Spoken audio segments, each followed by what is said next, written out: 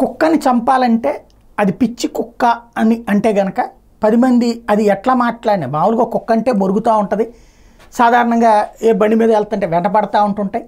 అట్లాంటప్పుడు అదిగో అది పిచ్చి కుక్క కాబట్టి వెంటపడుతుందంటే ప్రతి ఒక్కళ్ళు దాన్ని పిచ్చి కుక్కగానే చూస్తారు. ఆ తర్వాత దాన్ని చంపేయడం సులభం, తలకూర వేసి చంపేస్తారన్నమాట.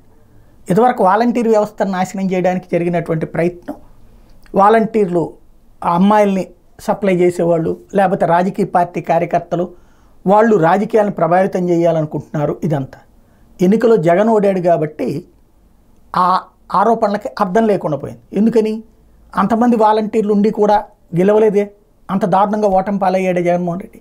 కాబట్టి అదంతా అబద్ధం అని తేలింది.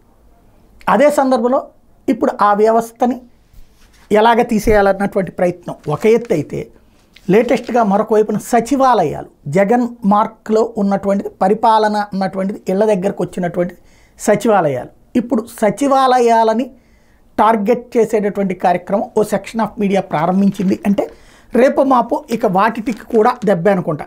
గ్రామ వార్డు సచివాలయ వ్యవస్థలో లోపాలు, దాని బలోపేతానికి తీసుకోవాల్సిన చర్యల మీద న్యూఢిల్లీకి చెందిన సెంటర్ ఫర్ పాలసీ రీసెర్చ్ సంస్థ జగన్ హయాంలోనే అధ్యయనం చేసింది.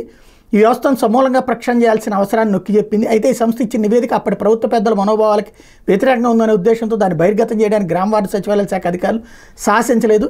సచివాలయ వ్యవస్థ ఎందుకు, దానిలో ఎలాంటి మార్పులు చేపట్టాలి, ఉన్న వ్యవస్థ ఎలా మలుచుకుంటే ప్రజలకు విస్తృతంగా ఉపయోగపడుతుందన్న అంశాల మీద ప్రస్తుతం చర్చ సాగుతున్న నేపథ్యంలో సిపిఆర్ అధ్యయనం అంశం తెర మీదకి వచ్చింది. గ్రామ వార్డు సచివాలయ వ్యవస్థకు సంబంధించి 4 అంశాల ఆధారంగా సిపిఆర్ అధ్యయనం చేసింది. సంస్థాగత పాత్ర, సంస్థ నిర్మాణం, మానవ వనరులు, కార్యకలాపాల మీద అధ్యయనం చేసి ప్రక్షాళన కోసం పలు సూచనలు చేసింది అన్నట్టు.